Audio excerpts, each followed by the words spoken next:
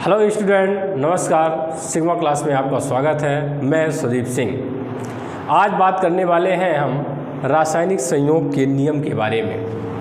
कोई भी रासायनिक अभिक्रियाएं कुछ नियमों का पालन करती हैं जिसे हम रासायनिक संयोग के नियम कहते हैं, और रसायन शास्त्र में इन नियमों को ये नियम 5 प्रकार के बताए गए हैं। तो चलिए हम बात करते हैं रासायनिक संयोग के नियम। रासायनिक संयोग के नियम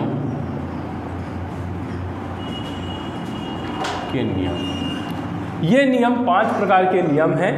पहला नियम है द्रव्यमान के संरक्षण का नियम। द्रव्यमान के संरक्षण का नियम।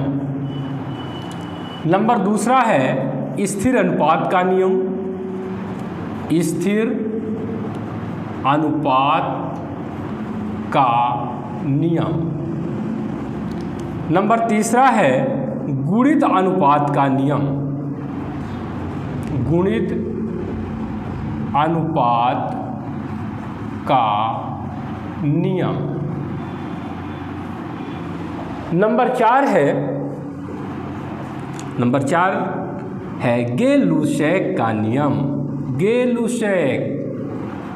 गे-लुसैक का नियम यहाँ पर दिखाई देता होगा, दिखाई दे रहा है स्पष्ट।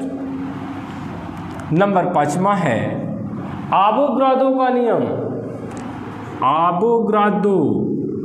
आवोगाद्रो का नियम।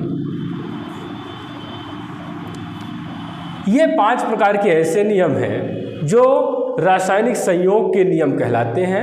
अर्थात कोई भी रासायनिक अभिक्रियाएं इन 5 प्रकार के नियमों का पालन करते हुए संपन्न होती है। तो आइए हम एक एक नियम के बारे में वर्णन करेंगे।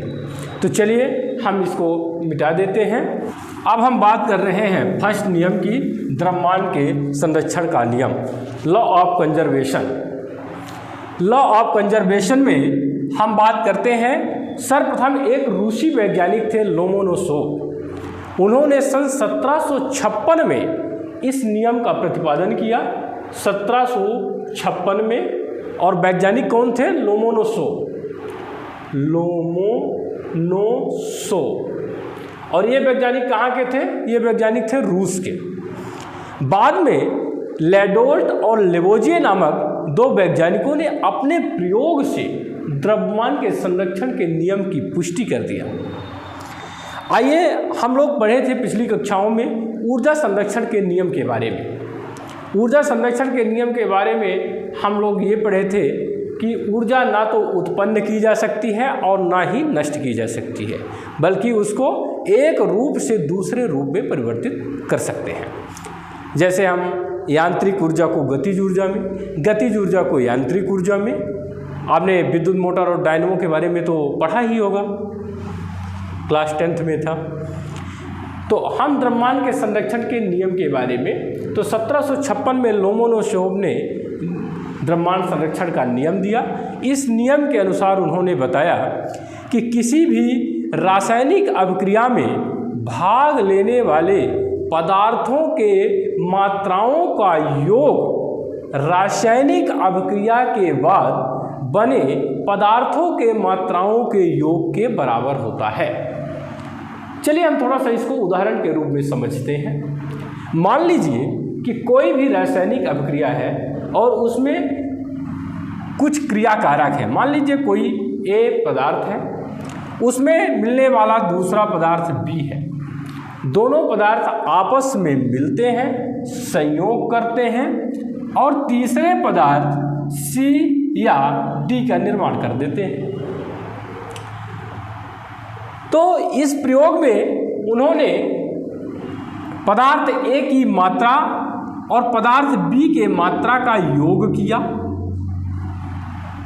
मान लीजिए कि अगर दोनों के पदार्थों का योग 7 ग्राम है, तो क्रिया के पश्चात जो उत्पाद बना है C और D, तो इनका भी योग जो है तो वो 7 होना चाहिए। और प्रयोगों में ऐसा प्राप्त भी किया जा चुका है। इसके लिए लोजे साहब का एक प्रयोग का वर्णन करते हैं।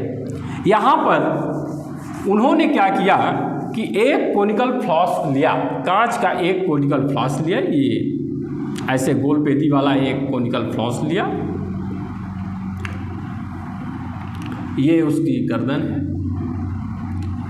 और इसमें उन्होंने क्या किया कि रेत के कुछ टुकड़े डाल दिए, ऐसे रेत भर दिया, रेत भर दिया, और इसमें फास्फोरस के छोटे छोटे टुकड़े डाल दिए, और इस कोनिकल फ्लास्क के मुंह को कार्क से ढक दिए। लीजिए, ढक दिए। अब उन्होंने क्या किया कि इस पूरे सामग्री का उन्होंने मेजरमेंट कर लिया, पूरे सामग्री को उन्होंने माप लिया, और फिर उन्होंने इसको बर्नर की सहायता से धीरे धीरे गर्म करना चालू किया। ये बर्नर है, इसकी सहायता से इन्होंने इसको गर्म किया।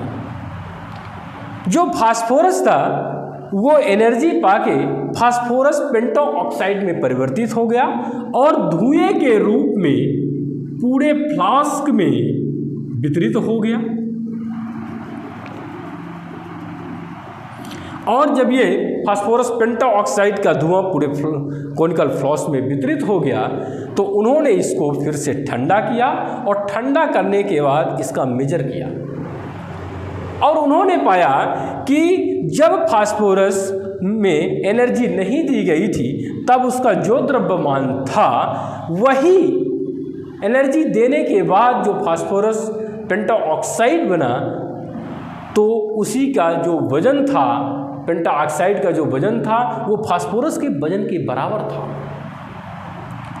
इससे उन्होंने द्रव्यमान के संरक्षण नियम की पुष्टि किया, अर्थात किसी भी क्रियाकारी पदार्थ क्रियाफल के पश्चात अपने वेट को खोता नहीं है बल्कि उसका रूप परिवर्तित हो सकता है।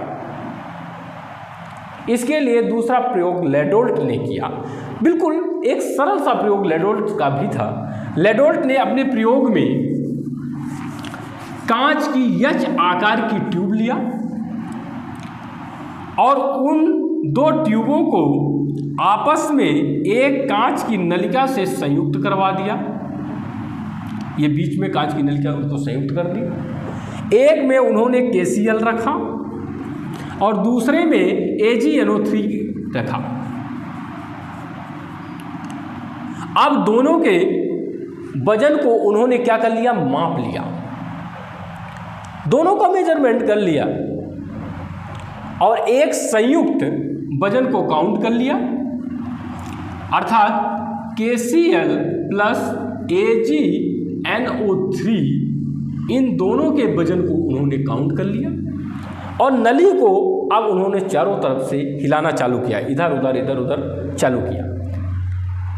और कुछ समय बाद जब ये आपस में क्रिया कर लिए, अर्थात KCl AgNO3 के साथ जब क्रिया करता है तो ये बना देता है KNO3 और AgCl।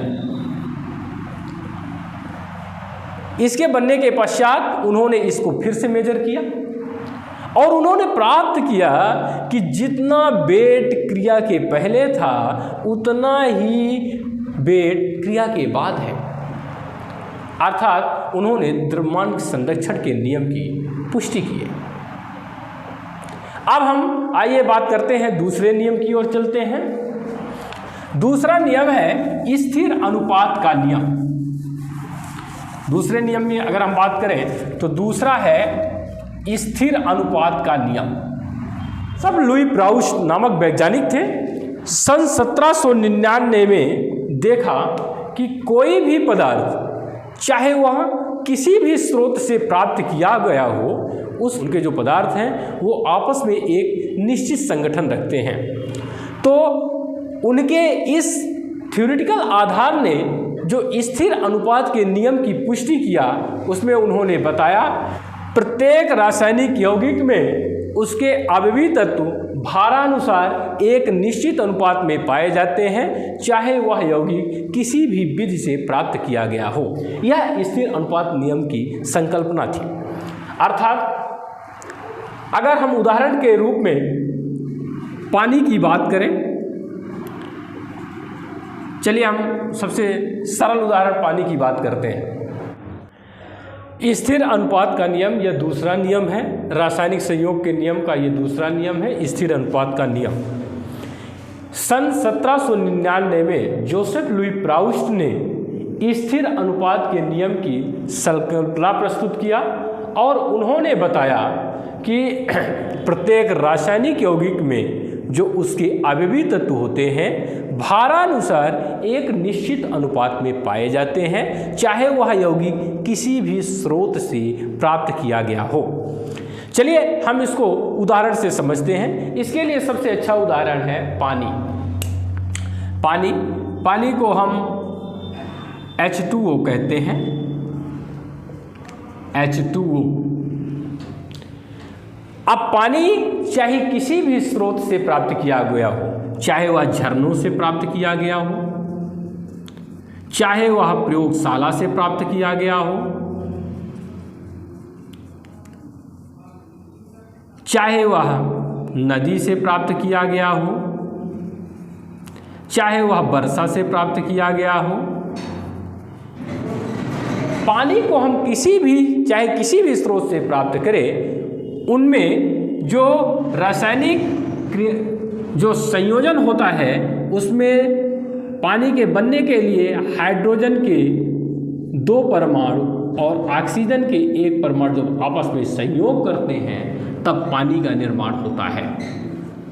अतः हम यह कह सकते हैं कि इसमें हाइड्रोजन 2:1 के अनुपात में ऑक्सीजन से मिला हुआ है। तो हम किसी भी विधि से चाहे पानी को प्राप्त करें, उसमें जो हाइड्रोजन और ऑक्सीजन का अनुपात होगा वही होगा जो पानी में होता है। तो एक बात तो स्पष्ट हो गई स्थिर अनुपात के नियम में कि प्रत्येक रासायनिक यौगिक में उसके आवेवी तत्व भारानुसार एक निश्चित अनुपात में पाए जाते हैं, चाहे वह यौगिक किसी भी विधि से प्राप्त किया गया हो। अब हम तीसरे नियम की बात करते हैं, गुणित अनुपात के नियम की। आइए हम बात करते हैं तीसरे नियम की, जिसे हम गुणित अनुपात का नियम कहते हैं। इस नियम का प्रतिपादन सन 1803 में प्रमुख वैज्ञानिक जॉन डाल्टन ने प्रतिपादित किया था। और जब 2 तत्व आपस में संयोग करके 2 या 2 से अधिक पदार्थों का निर्माण करते हैं तो एक तत्व की भिन्न भिन्न मात्राएं दूसरे तत्व के निश्चित मात्रा से संयोग करके एक निश्चित और गुणित अनुपात में होती है। उदाहरण के लिए हम बात करते हैं नाइट्रोजन के ऑक्साइडों की। नाइट्रोजन के ऑक्साइड, नाइट्रोजन 5 प्रकार के ऑक्साइड बनाता है। पहला N2O, NO, N2O3, N2O4, N2O5। 5 प्रकार के ऑक्साइड बनाता है।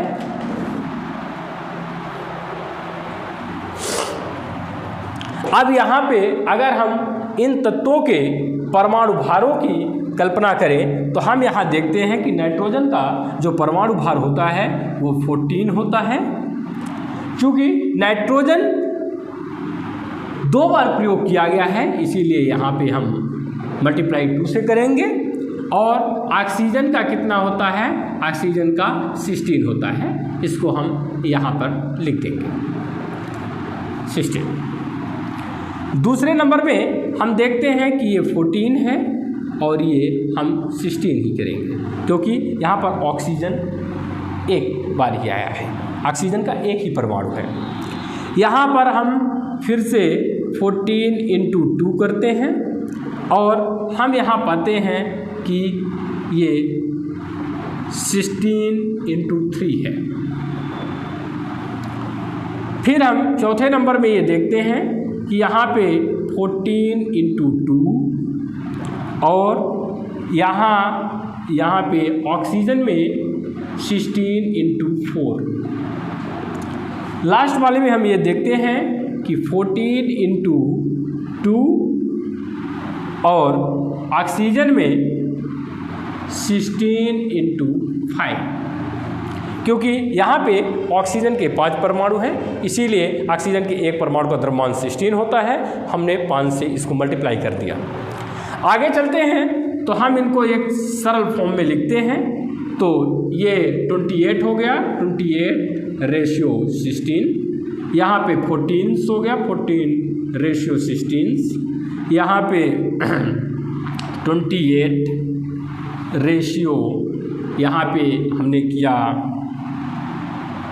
48, यहाँ पे हमने किया 28/, ये चौथा नंबर का है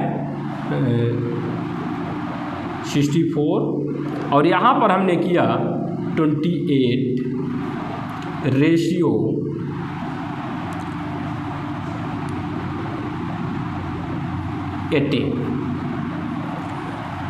अब हम क्या करते हैं कि एक साइड में हम देखते हैं कि नाइट्रोजन के 4 जो भाग हैं बराबर हैं, तो इसको हम ऐसी संख्या से गुणा करते हैं, क्योंकि हम मैथ में ये पढ़ चुके हैं कि अगर किसी संख्या का दोनों साइड में गुणा करें तो उनके मान बराबर होते हैं। तो चलिए हम इनमें दोनों साइड में गुणा करके और इनके मान को बराबर कर लेते हैं। तो यहाँ पर हम 28/16, यहाँ पे हम 28/32, यहाँ पे हम 28/48, यहाँ पे हम 28/64 और यहाँ पे 28/80।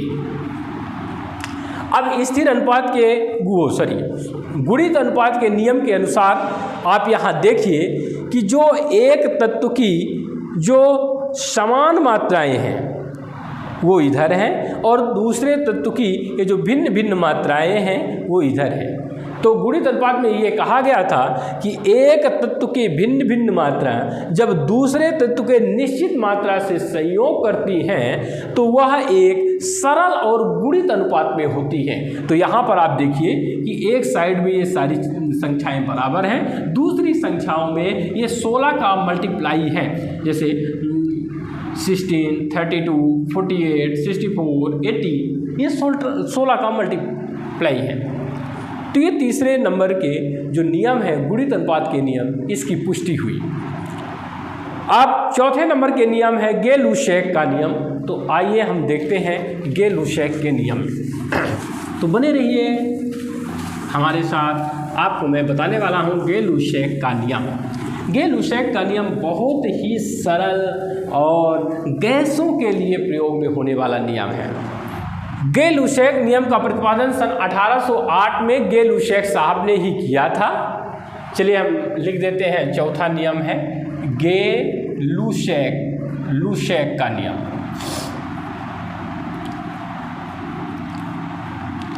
इस नियम का प्रतिपादन 1808 में गे-लुशैक साहब ने ही किया था। 1808 में गे-लुशैक साहब ने बताया, और खासकर ये नियम जो था तो गैसों से संबंधित नियम था। उन्होंने ये बताया था कि जब गैसें आपस में संयोग करती हैं तो वो एक सरल अनुपात में होती हैं, और फिर कहा कि अगर उनसे संयोग के पश्चात बनने वाला पदार्थ भी गैस हो तो वह एक सरल अनुपात में होगा। उदाहरण के लिए हम HCl का फॉर्मेशन लेते हैं। HCl, तो हम ये देखते हैं कि हमने यहाँ पर एक और यहाँ पे 2, ठीक है। तो इस तरह का इस गैस का फॉर्मेशन हो जाता है। ये हमारा था चौथा नियम। एक कंडीशन और है गे-लुशैक के नियम में कि इसके लिए कंडीशन रखी गई है कि यह जो क्रिया है वो समान ताप और दाब में होनी चाहिए। समान ताप और दाब में, इनके लिए दाब और ताप का मान जो हो समान हो, एक समान हो, ठीक है। उसके लिए ये नियम बनाया गया है, गैसों के लिए नियम है। अगला जो नियम है वो है आवोगाद्रो का नियम। आवोगाद्रो का नियम, पचमा आवोगाद्रो का नियम। आवोगाद्रो का नियम सन 1811 में आवोगाद्रो ने यह नियम प्रतिपादित किया और इस नियम में उन्होंने बताया कि यदि दाब और ताप को हम समान कर दें, समान दाब और ताप पे किन्हीं गैसों के निश्चित आयतन में अणुओं की संख्याएं बराबर होती हैं। अर्थात मान लीजिए कि दो गैसें हैं, हाइड्रोजन है मान लीजिए और क्लोरीन है। इन दोनों गैसों को हम यदि समान ताप और दाब प्रदान करें तो हम देखते हैं कि इनके एक निश्चित आयतन में जो अणुओं की संख्या होती है वह एक निश्चित होती है।